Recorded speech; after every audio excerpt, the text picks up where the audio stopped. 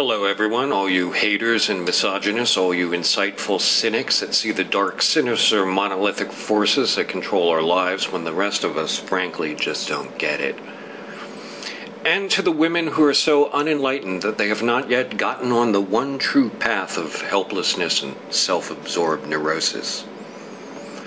And damn you sick, depraved bastards that don't hate, that naively think there's enough equality to go around for everyone and are so deluded to think that we're all in this together. But mostly remember the one truth that binds the internet together. Stupid people don't get sarcasm.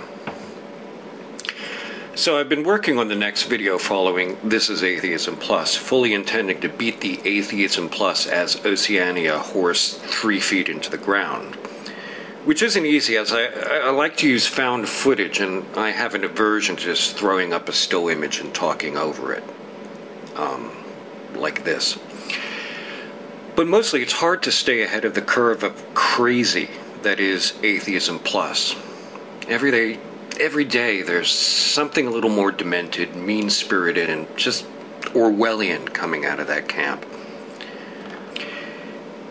Anyway, I've been following Integral Math, who simply must be a glutton for punishment.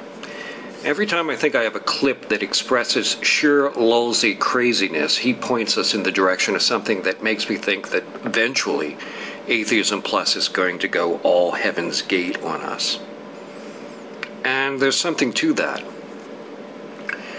You ever notice when cults absolutely jump the shark, they don't just disappear in a puff of illogic?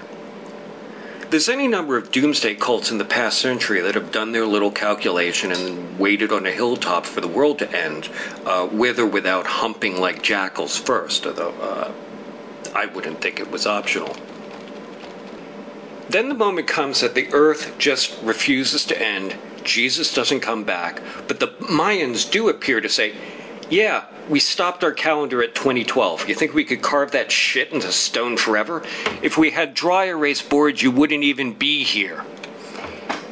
At that point, some people in the cult do wander off in search of a fucking life. But not everyone does. They go back over the math, find out that they didn't carry a 1 or have some other rationalization for failure. And so what's left are believers that are a little more hardcore than before.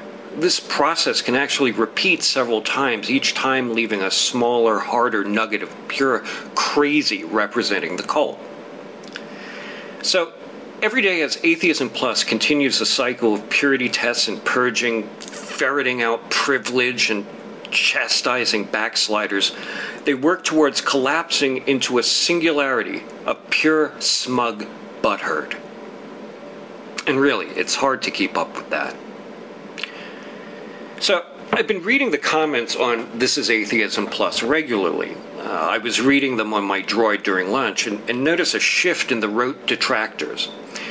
Now the accusation du jour is of male privilege, specifically that we all don't understand male privilege. You know something? They're right. I don't. I am privileged, but not because I'm male, or even because I'm white, although I can buy into that a lot more, even if actual white supremacists would lump me in with Romani, Spanish, Latinos, and other unassimilated ethnic groups, as they put it. I'm privileged because, like everyone else, I'm standing on the shoulders of my predecessors. And if you follow that back enough, you will reach a point where kings, compared to us, lived like shit. And really, I suspect there's a lot more privilege in the ancestry, male and female, of people named Myers, Watson, McCrite, rhymes with wrong, Dillahunty, Benson, and so on. Look, my father joined the Air Force at 17 to escape from Brooklyn. He had to have his parents sign giving him permission. I was in his tiny bedroom in Fort Hamilton Parkway years after. The apartment was above a florist shop, and I saw the model airplanes he built hanging from the ceiling. Not plastic models, mind you, but balsa wood and doped fabric. That's why he joined the Air Force. And of course, they made him a radio operator, and he spent his time in another tiny room in Okinawa transcribing Chinese and Russian coded messages. He's the reason I know the arcane language of Morse code. After he got out of the Air Force, he got a job with Consolidated Edison as a sea mechanic and also worked his own electrical contracting jobs. He worked 30 years at 2 jobs. One of them was rotating shift work. As a kid, I was often sent to wake him up in the afternoon so he could go to work, the 4 to 12 shift. I thought it was funny that I could wake him up from a dead sleep and ask him his Air Force serial number, and he could rattle it off. Where's the privilege? Now, his father worked in Ace Masonry Supply, spending over 40 years sweeping floors and loading bags of cement. When I was in high school and college, I worked in lumberyards doing pretty much the same thing, maybe looking back on it so I could understand just a little about my grandfather's life. He died 2 years after he retired, when I was 14. He was in the garden of a house he bought. Actually, the house was one my dad owned first.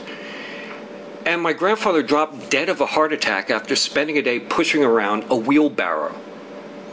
He couldn't not work. In fact, at his funeral, a bunch of greasy guys from the old neighborhood came to pay their respects. I remember one pinky-ringed wise guy saying to me, "Your grandfather was a good man. He always worked." Yeah, he always worked. Essentially got 40 years of hard labor for not committing any crime. Where's the privilege in that? And his father? My great-grandfather uprooted his entire life and got dumped out of Ellis Island in 1895. And he got dumped out with his name anglicized by some petty official, which stuck for a couple generations until I insisted on the correct way of saying it, and after a while converted my family. My great-grandfather pushed a fucking fish cart in the immigrant slums. I love old photographs and those first motion pictures ever shot, the 2 short, overexposed ones by Edison and the Lumiere brothers. Once I came across a short loop of street vendors about his time and place. In fact, it was in Brooklyn. Now, it's hard to tell what was real and staged in those films because, even Alexander Gardner staged his most famous Gettysburg photos. But I realized I could be looking at my own great-grandfather as some Irish cop twirled his baton, gave him the stink eye, and told him to move along. The elephant in the room of atheism plus and fashionable radical feminism isn't gender or race or sexual orientation. It's class. It's hierarchy. They can talk about male privilege because, quite frankly, blue-collar, working-class men are largely invisible to them. They see privilege because when they look at men, they're always looking up. Men like my father, my grandfather, and my great-grandfather don't count. And for whatever reason, when they become so much as translucent, they're seen as creepy guys and potential rapists. So I'm leaving work today. I'm a commuter cyclist, getting back into that routine after being laid out yet again by a car and receiving internal injuries and a fractured heel. And that fractured heel wasn't healing properly because it took 2 months and an MRI to figure out it was fractured. And I walked on it those 2 months because the first radiologist said it was a sprained plantar fasciae tendon, and who wants to be a whiner? I'm leaving work, and a work crew is trying to guide an 18-wheeler into the loading dock. To do this, he's got to do a sort of K-turn across traffic and then back it in. Now, with the construction, the loading dock is framed by chain link fencing, so what would normally be a tight squeeze is pretty damn impossible. He's got maybe 3 inches on each side. The driver of the truck ends up with the body of the truck perpendicular to all traffic. All 4 lanes of the city street are blocked while he attempts this maneuver. I stop and wait, and I'm watching this. Now, working in a lumberyard, I drove lumber delivery trucks, and I drove a boom truck when I worked for billboard companies. And what this guy is doing is not easy at all. You can't drive a truck like a car, not just because of the size, but with the load, everything is amplified. I've never forgotten how tenuous brakes are on a fully loaded truck. This guy has got to make small, precise movements, but he can't. With that load, he's got to stomp the accelerator to get things going, and brakes might as well be marshmallows, and momentum and inertia will fuck up the best of intentions. I'm watching this guy do this difficult maneuver, and he's not doing it badly at all. I'm on my bike, standing on one foot next to one of the armed guards, who, incidentally, is a woman.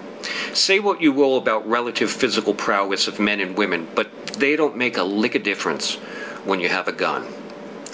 So I'm talking to her, a conversation of the I'm glad I don't have his job variety, when the honking starts. I turn, and the southbound cars, which are the ones on my side of the truck that I can see, start honking at the guy. I go from 0 to really annoyed in a fraction of a second. Now, with my mountain bike and yellow and black gear, I'm often mistaken for a bike cop, which is fine with me if it gives someone pause before they run me over. After the last plowing by a distracted driver, I bought an air horn that has a small plastic bottle that attaches to the frame. You can pump it up to 80 psi, and a tube runs to the horn itself, which is mounted on the handlebars. So I turn and coast up to the center divider because there's no northbound traffic.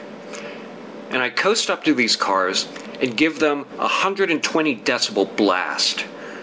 You could hear the half honks as people jerk their hands off the horn. And just to be diplomatic, I followed up with a hearty, shut up! I mean, Jesus Christ, what's the point? Where's the guy in his truck going to go? His fucking up means, aside from damage to the truck, it means at best taking out a chain link fence, or at worst, making a divot in some Renaissance revival stonework. The way I was raised, the most unforgivable sin was whiny impatience. Luckily, the cure for impatience is simple. All you have to do is recognize that you are not the warm center of the fucking universe. And the only list that your convenience appears on is your own. And if there isn't a shitload of things above it on your list, that's because you're an asshole. Anyway, the driver completes the maneuver, and really, not a bad job at all. Thing is, when I coasted up to the line of honk-happy bastards, I got to look at one of the first-line honkers. That was a well-dressed woman, business attire, late 20s, maybe early 30s, sandy blonde hair. I couldn't tell if she was particularly attractive or not because the face she was making was reminiscent of Emperor Palpatine trying to kill Luke Skywalker with Force lightning. This contorted, hateful face for no other reason than this guy, trying to do his job, inconvenienced her for a minute. Who are you, little working man, to get in my way? And when the truck began clearing the road, another driver, a businessman, made a point of doing this condescending clap in the driver's face. That may be the only male she sees. The face of privilege. And I wonder if later this woman would log in to complain about that male privilege and tell us just how rough she has it.